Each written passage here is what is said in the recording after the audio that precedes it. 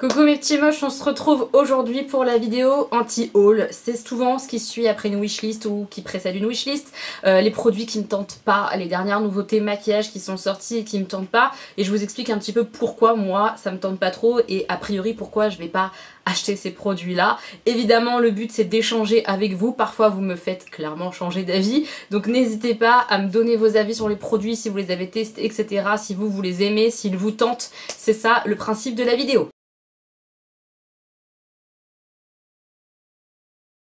Je suis pas amatrice énormément de nude et quand j'achète du nude il faut vraiment que ça soit exceptionnel ou qu'il y ait un petit truc en plus dans cette palette de nude pour me faire craquer. Et là la dernière palette Too Faced Born This Way, bah c'est juste du neutre. Je vois pas un grand intérêt à cette palette là honnêtement.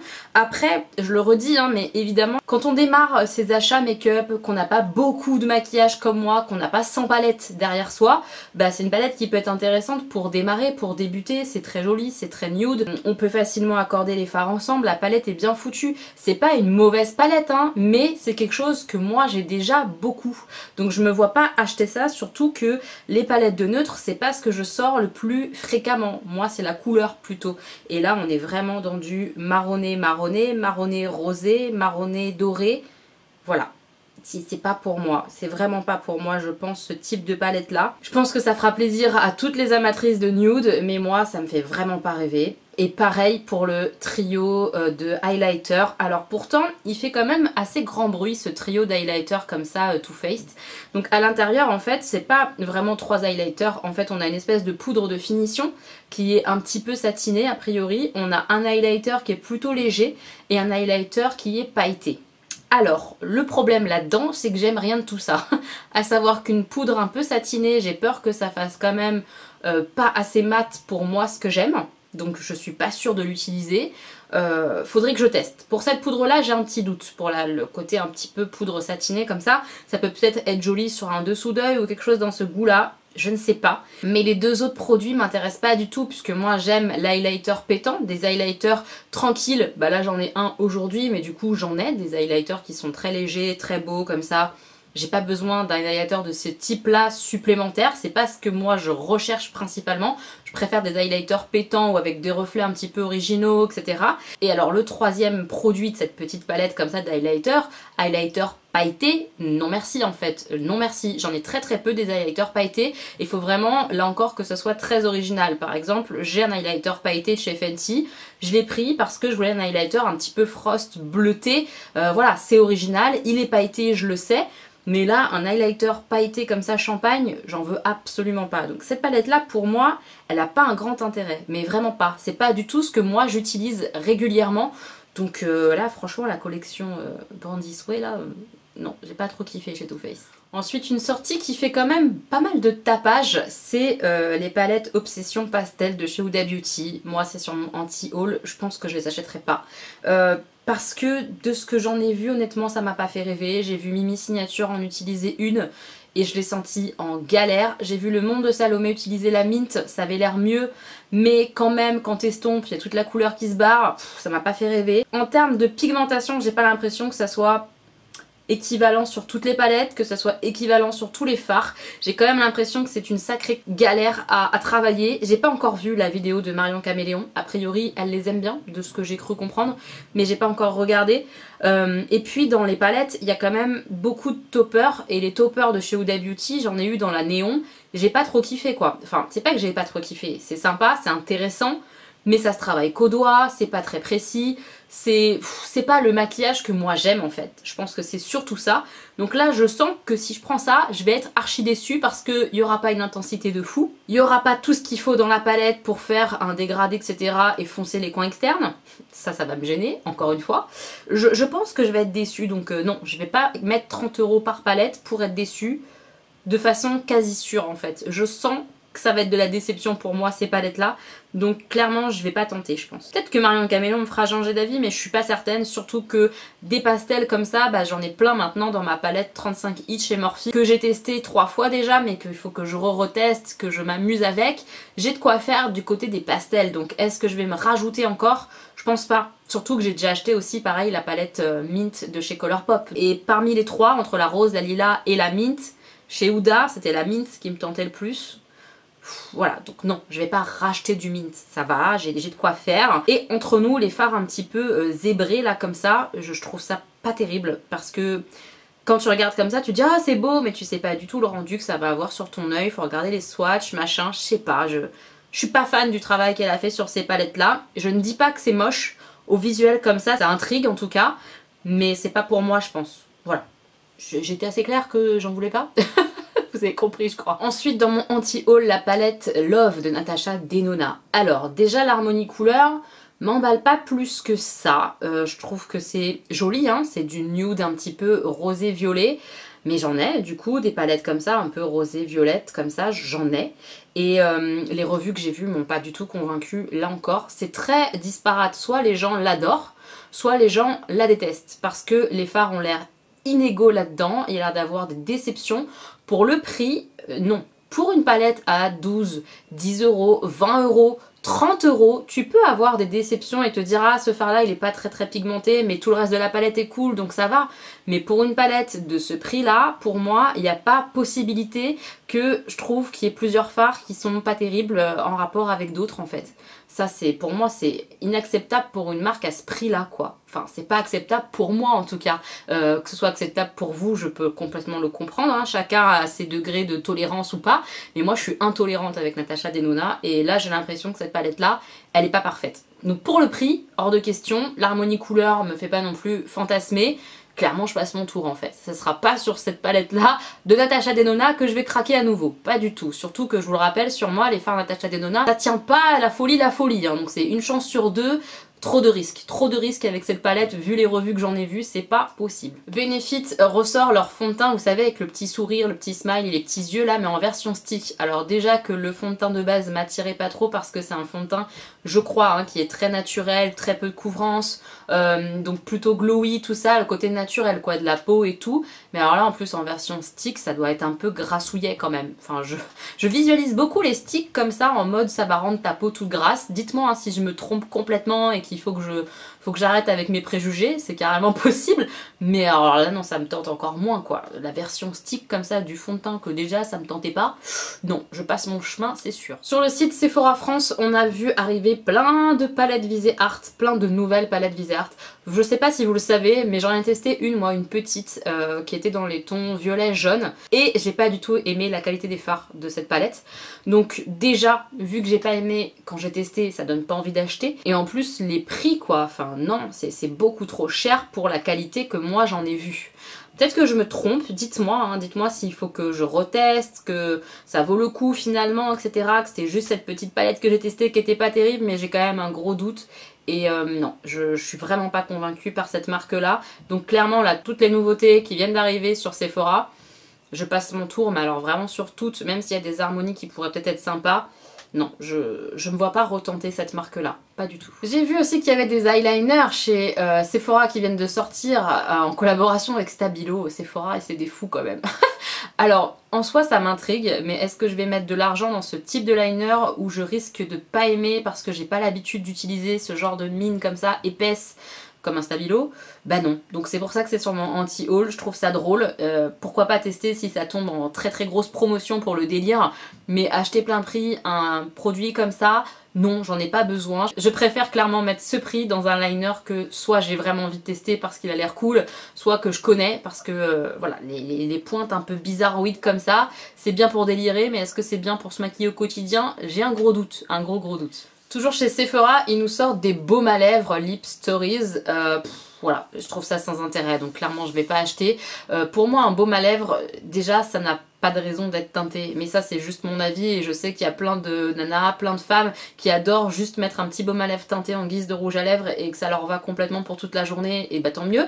Mais moi c'est pas comme ça que je consomme le baume à lèvres. Le baume à lèvres pour moi c'est juste du soin, c'est pas du maquillage. Je sais pas si je suis claire, mais forcément des baumes à lèvres teintés ça m'intéresse pas trop.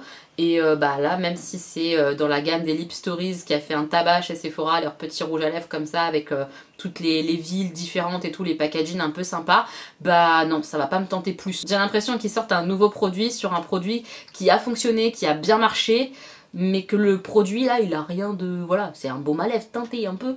Non, franchement je pense que c'est pas pour moi. J'attends hein, de voir des swatchs sur les lèvres, j'attends, parce que ça se trouve je vais changer d'avis hein.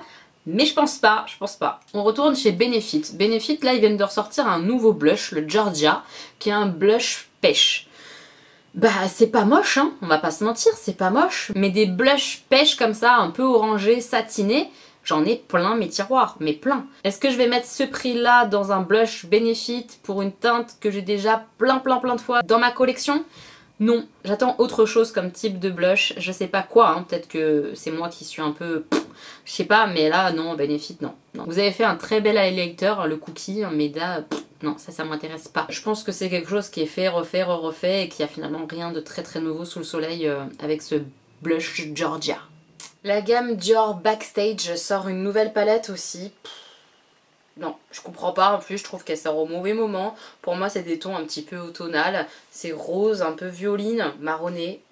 Voilà, pas très intéressant je trouve, c'est des choses qu'on a déjà 50 fois, en tout cas moi c'est mon cas. J'ai déjà beaucoup ce genre de fard là. Et puis voilà, les palettes comme ça de fard à paupières Dior Backstage, honnêtement je suis vraiment pas fan des harmonies, etc. J'aime pas non plus le fait qu'il y ait une espèce de base comme ça fait un fard de moins. Donc au final t'as pas 9 fards, hein, t'en as que 8. Non, voilà, non. Puis c'est cher quoi, 50 € ça, non. Je préfère mettre 50 € dans du Anastasia Beverly Hills avec des fards un petit peu sympas, tu vois. Ça, c'est très ennuyeux je trouve, hein, mais c'est que mon avis. Ensuite, pour le coup, c'est une palette colorée qui se retrouve dans mon anti-haul. C'est la palette We Red de chez Urban Decay. Autant il y a plein de produits de la collection qui me tentent. Vous avez vu ça dans ma wishlist. Hein. Si jamais vous l'avez pas vu, la wishlist, elle est juste là. Autant la palette, non. Non. Je l'ai vu un petit peu utilisée sur Marion Caméléon, sur d'autres personnes. Ça a pas l'air mauvais, hein. Je trouve que l'harmonie, en fait, je sais pas, c'est des choses qu'on a déjà beaucoup vues ces derniers temps. Ils arrivent un peu après la guerre, quoi, comme d'habitude. Je trouve qu'ils sont en retard. Et que finalement, est-ce que ça vaut le coup d'acheter une palette comme ça où les choses vont pas spécialement ensemble? Tu peux faire des looks avec juste cette palette là, tu peux, mais quand même tu vas vite tourner en rond parce que il manque des choses, il manque des nuances, il manque je sais pas, je suis vraiment pas convaincue par cette palette là. Et puis j'ai vraiment l'impression qu'ils se sont pas trop creusé la tête, ils ont juste un petit peu, je trouve, remodifié leur ancienne palette électrique, puis ils nous ont sorti ça comme ça. Voilà, je sais pas. Je suis pas convaincue honnêtement, pas du tout convaincue. Zoeva vient de sortir aussi 3 highlighters. Alors je trouve que le packaging est superbe, la façon dont la poudre est sculptée, je trouve ça trop beau, mais les couleurs, bah sur ma peau claire ça va être clown quoi. Entre le rose, bah c'est trop rose pour un highlighter sur moi, le jaune, bah c'est du jaune doré, ça va être trop. Et le bronze, bah c'est du bronze. Donc non, sur ma peau claire comme ça, tu peux pas mettre ça. Enfin, je me vois pas, moi, mettre ça sur ma peau claire. Je pense que ça n'ira pas. Ça peut peut-être être un blush topper, mais si c'est vraiment de l'highlight comme ça a l'air d'être le cas, bah ça va être trop pour mettre par-dessus un blush. Donc je passe mon tour au niveau des teintes. Il n'y a rien pour moi, je trouve. Il n'y a rien pour une peau très claire. Je vois bien ça par contre sur une peau foncée. Vraiment, ça peut être hyper joli. Mais sur moi, je le sens pas trop quoi, donc non. J'ai mis un coffret dans mon anti-haul juste parce que j'avais envie d'en parler principalement. C'est le coffret comme ça, Red Lips Sélection, vous savez c'est les coffrets Sephora favorites. Je trouve que ces coffrets là ils sont hyper intéressants, mais à chaque fois ça tombe mal pour moi parce que c'est des trucs que j'aime pas. Là par exemple, c'est basé sur la couleur rouge. Je porte très rarement du rouge à lèvres rouge, je préfère les marronnés, les nudes. Donc je suis un peu deg parce que j'aurais trop aimé, il y a des marques super cool, les produits sont hyper sympas, c'est pas si cher que ça pour ce qu'il y a à l'intérieur. Ça m'aurait permis de tester par exemple du Pat McGrath que j'ai jamais testé en rouge à lèvres, mais rouge je vais le mettre une fois l'an quoi. Donc ça me saoule, faites autre chose. Je sais qu'ils ont déjà fait nude, mais à l'intérieur il n'y avait pas du Pat McGrath dans le nude. Enfin voilà, c'était des marques que j'avais déjà beaucoup en fait. Donc à chaque fois ça tombe mal, il y a des trucs qui correspondent pas. Mais c'est des coffrets qui sont super cool. N'hésitez pas à guetter ça sur Sephora, les coffrets comme ça, Sephora favorites. Mais là, ça correspond pas à ce que moi je porte. Je suis un peu tristoune parce que c'est trop bien quoi, ces trucs là. Tout à l'heure je vous parlais du Georgia que j'avais pas envie d'acheter de chez Benefit. Et bah forcément les 2 palettes de teint qu'ils ont sorties avec le Georgia et d'autres petites nouveautés. Genre je crois que le deuxième c'est le Sugar Bomb qui est un espèce de blush 4 couleurs à l'intérieur. Ça vous savez que j'aime pas ça. Je préfère avoir 4 couleurs distinctes qu'on peut mélanger nous-mêmes, mais 4 comme ça en mosaïque, j'aime pas trop. Le Georgia, bah, il me tente pas des masses parce que c'est quelque chose qu'on a l'habitude d'avoir. À l'intérieur aussi, il y a le cookie que moi j'ai déjà en grand format, donc forcément bah, cette palette là, elle est pas très intéressante pour moi. Et puis j'en ai un peu marre d'avoir 50 fois les mêmes palettes chez Benefit. Ils font tout le temps des palettes de teint comme ça où ils changent de teinte. Et voilà, et on rachète, non c'est bon quoi. Essayez de trouver autre chose Benefit s'il vous plaît, faites-nous je sais pas une palette pour les yeux qui soit waouh, qui envoie du pâté, qui change. Trouvez un autre produit sympa parce que là ça saoule quoi. Ensuite une collection que j'ai vu passer qui me tente pas vraiment parce que bah ça m'attire pas des masses au niveau des teintes etc. C'est la collection Black Up avec Shine. C'est un peu dommage parce que je pense que ça aurait pu être un truc hyper cool. Elle porte quand même pas mal de maquillage un petit peu osé et tout à la télé. Enfin moi j'ai déjà vu porter des looks un peu sympas et tout. Là je trouve qu'on est très neutre quand même. C'est très nude. Alors c'est du nude un peu foncé avec les espèces de prunes et de rosé comme ça. Mais ça reste très nude quoi. Alors dans la palette il y a des fards à paupières et 2 petits blushs je crois. Il y a des fards à paupières liquides je crois, mais c'est pareil au niveau des teintes, j'ai pas trouvé ça... Voilà. Non franchement je suis pas convaincue, je porte pas de fossiles, enfin la collection voilà elle m'a pas fait wouh, alors que ça aurait pu. Mais non, en fait les produits m'intéressent pas. Ensuite chez Nocibé il y a eu pas mal de sorties et il y a eu des palettes pour les yeux qui ont fait un petit peu de bruit parce qu'elles ressemblent en termes de packaging et c'est clair aux palettes Anastasia Beverly Hills en fait, hein, tout simplement. C'est vrai que le packaging ressemble beaucoup, maintenant les harmonies couleurs non a priori rien à voir, en tout cas moi j'ai pas vu une grande ressemblance, peut-être que je me suis trompée hein, mais... je ne crois pas et je suis pas tentée parce que j'ai vu la loge de Gabrielle l'utiliser, ça n'a pas l'air exceptionnel. J'ai vu hein, des revues qui étaient plutôt correctes, des gens qui ont aimé pour le prix etc. Mais non, je préfère mettre 20 € ailleurs que dans ce genre de palette là. Déjà c'est neutre, c'est pas ce que moi j'utilise le plus, c'est juste des palettes de neutre du quotidien, j'en ai déjà pas mal. Maintenant je vous avoue que j'irai quand même voir les produits Nocibé là, qui viennent de sortir, parce qu'il y a des highlighters qui ont l'air quand même pas dégueux etc. Enfin il y a des choses qui ont l'air pas mal, donc j'irai voir et je regarderai ces fameuses palettes de neutres comme ça etc. Et puis je me dis que peut-être ils vont sortir d'autres palettes de ce style là, mais plus fun, plus colorées, plus osées, plus waouh. À voir, à surveiller. Chez Colourpop, dans mon anti-haul, la collection Mulan, je vais absolument pas l'acheter, non, ça m'attire pas. J'ai entendu Danisha tout à l'heure qui parlait de la collection justement Mulan en disant que c'était quand même basé vachement sur le film, qui était quand même plus dark, qui était pas comme le dessin animé, etc. J'entends l'argument autour de ça, mais c'est pas une collection qui est pour moi, mis à part le packaging, il y a rien de bien nouveau sous le soleil, c'est très neutre, donc... là encore, je vais pas passer une commande, surtout chez Colourpop avec des frais de douane pour me retrouver avec une palette de neutres que je vais pas sortir. Donc voilà, c'est pas pour moi cette collection, malgré le packaging mignon et que ce soit Mulan et tout. J'aurais vraiment espéré autre chose, peut-être des marrons, mais avec des verts aussi, je pense. Des verts, du jade, plus d'intensité, plus de waouh, il y a pas ça, il y a pas. Toujours chez Colourpop, la palette Making Mauve. Je la trouve très fade, mais vraiment fade. À part le fard du centre qui a l'air d'être intense, un peu pailleté ou en tout cas bien irisé, je la trouve très fade et bah du coup les couleurs comme ça un peu fades, j'en ai. Avec ma 35i, j'ai plein de pastels. Je vais pas me rajouter des pastels mauves spécialement en achetant cette palette là précisément. C'est pas ce que j'aime je pense. Donc je passe mon tour à nouveau sur cette palette là, elle m'attire pas. Puis des palettes de mauve chez Colourpop, on en a eu des tonnes. Donc je trouve que ça fait un peu...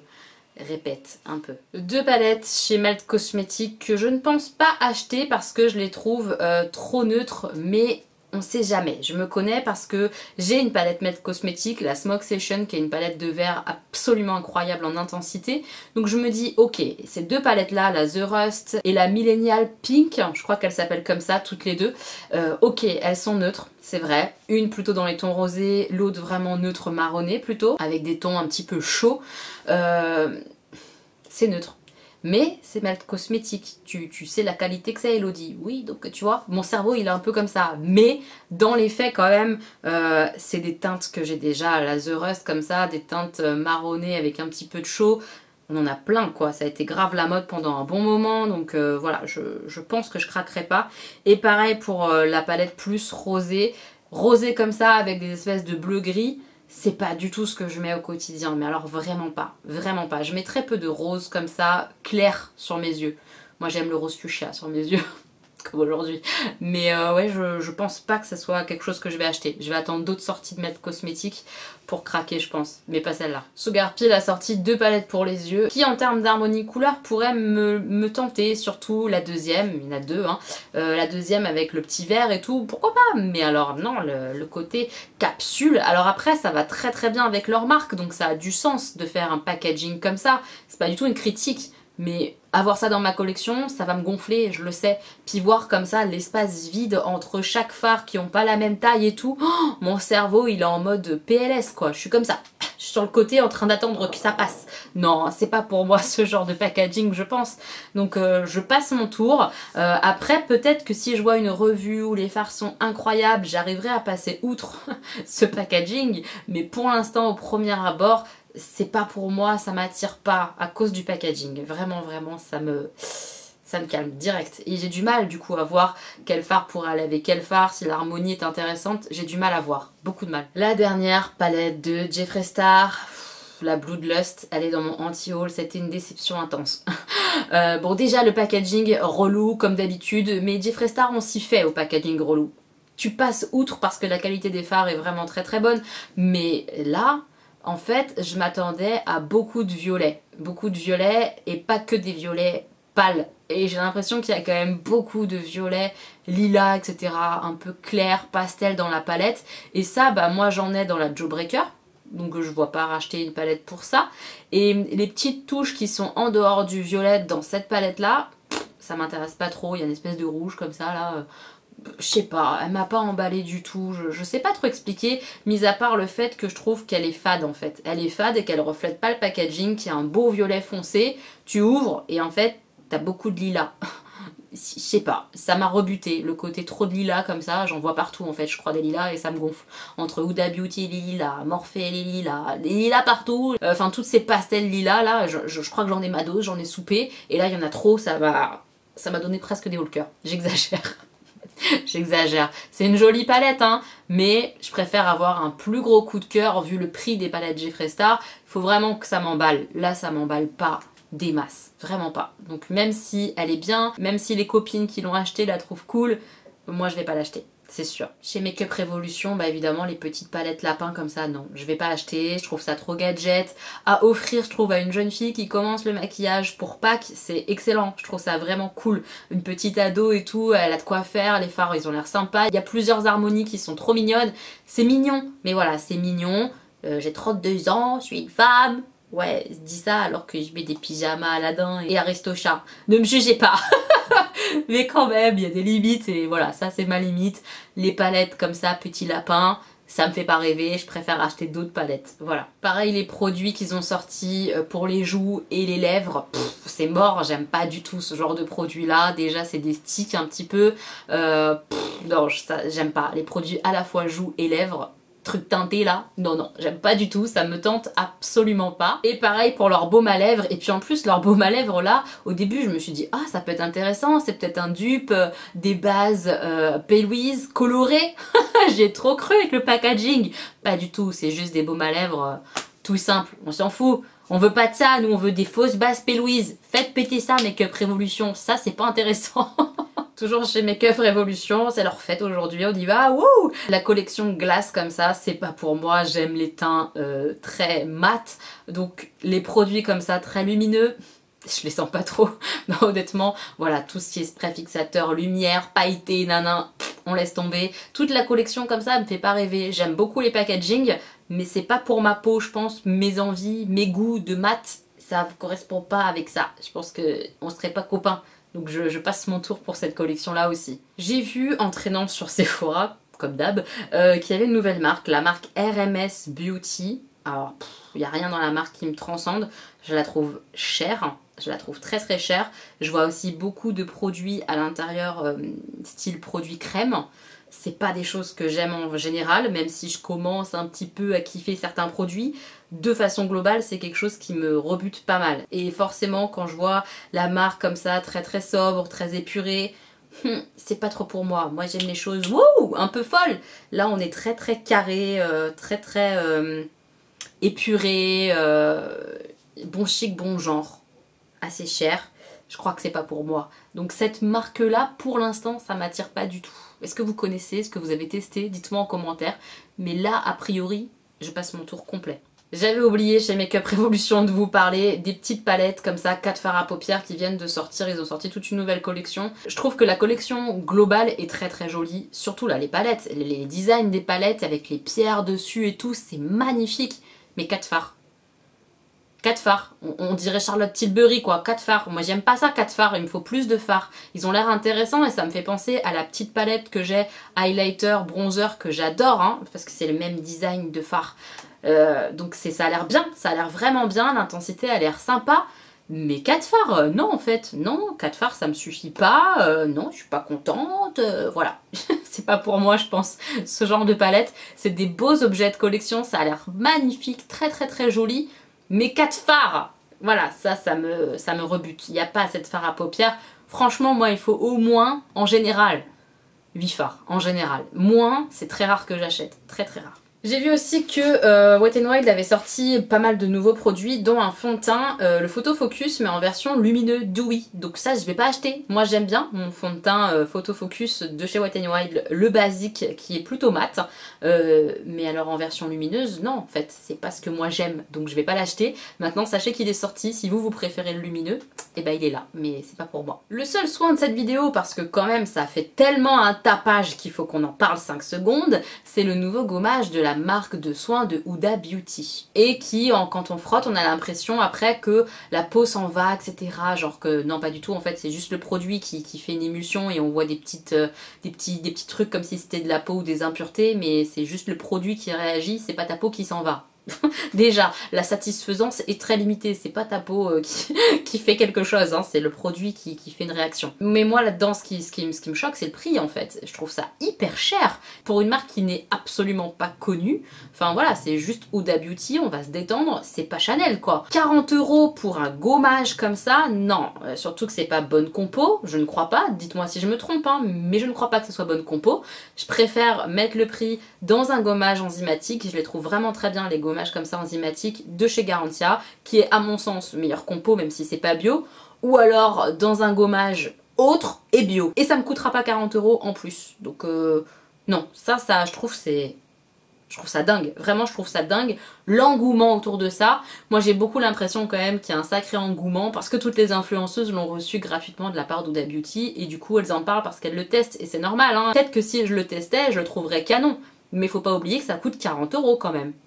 Comme ça, en passant, 40 balles.